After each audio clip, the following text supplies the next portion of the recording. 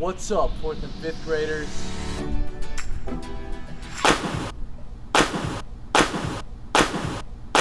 Time for Stuff with Nick. I want you to think of your favorite piece of pizza that you've ever eaten. Specific restaurant, certain toppings. Now imagine just putting some salt on your pizza. Nasty. Although I did meet someone one time that did that. But there's a ton of other food that salt makes so much better. Now, think of the time in your life where you are maybe the most scared you've ever been. Was it light outside? Was it nighttime and it was dark? Was there anything that made you feel less scared? Like turning on the light? Don't make fun of me. I can remember one time when I was little, I was laying in bed and I looked over at the wall and there was a shadow. No, shadow, I wasn't talking about you, I was talking about a real shadow. Now, as a kid, I was scared of pretty much everything, so you gotta take that into account. But I was so scared because I didn't know what it was. It was a giant shadow on my wall. Turns out it was the shadow from a Buzz Lightyear toy that was sitting on my shelf. Could have fooled me. But the verses that we're going to talk about from the Bible today talk about salt and light. And Jesus compares us to these two things. So in Matthew chapter 5, Jesus starts this thing called the Sermon on the Mount.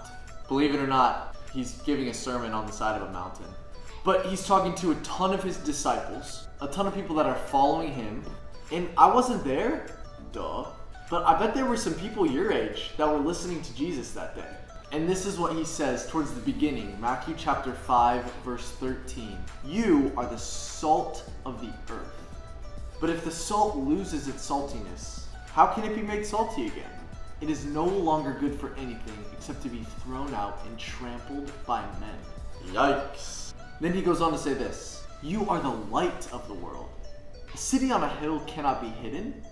Neither do people light a lamp and put it under a bowl. Instead, they put it on its stand, and it gives light to everyone in the house. In the same way, let your light shine before men, that they may see your good deeds and praise your Father in heaven. So let's try to figure this out. Jesus says that a city on a hill cannot be hidden. Neither do you light a lamp and put it under a bowl or a basket. Now, what? Okay, that's actually kind of cool. But what sense would it make to light a lamp and then put a bowl over it?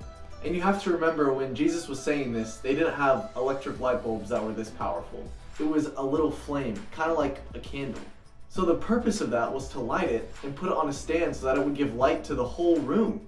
Not to light it and then cover it up so that it couldn't be seen. And Jesus says that as his followers, we are light to the world around us. So in this sermon that Jesus is giving on the side of a mountain, he tells his followers that they're the salt of the earth. I guess I better get some salt in me if I'm supposed to be the salt of the earth. What, you don't think I can do it? Watch me.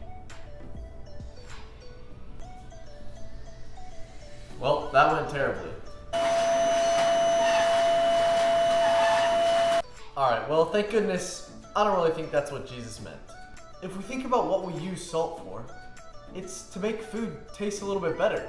When you put salt on your food, it brings out the flavor more, and it gives it a little bit of saltiness. So how are we supposed to be like salt and light to the world around us? So in this sermon on the side of a mountain, Jesus is telling his followers, as a part of my kingdom, you are the salt to the earth. Salt makes things taste better. And so you are going to give the rest of the world a taste of my kingdom by the way that you talk to them, by the way that you treat other people, by the way that you love God, and by the way that you love your neighbors. You are the salt of the earth. And he goes on to tell his followers, you are the light of the world. You don't light a lamp and then put it under a bowl for it to be hidden. Light was created and lamps were invented to give light to a room or to bring light to places that are dark. And Jesus tells us that we are the light of the world. At the 45, we say that the world is ours to change. That means that we can go out, all of us, and be salt and be light, so that the people around us can see our good deeds and praise God in heaven, just like Jesus said.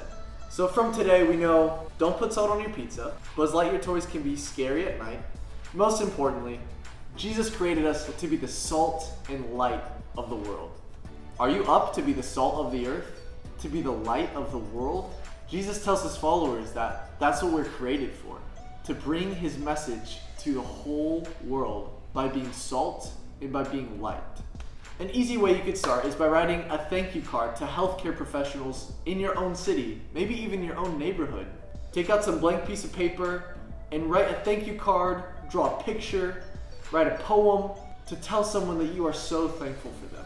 That's a great example of being salt or being light to the world. Have a great week, 4th and 5th graders. I cannot wait to see you all soon. Have a good one. Shadow, do you want some salt, buddy?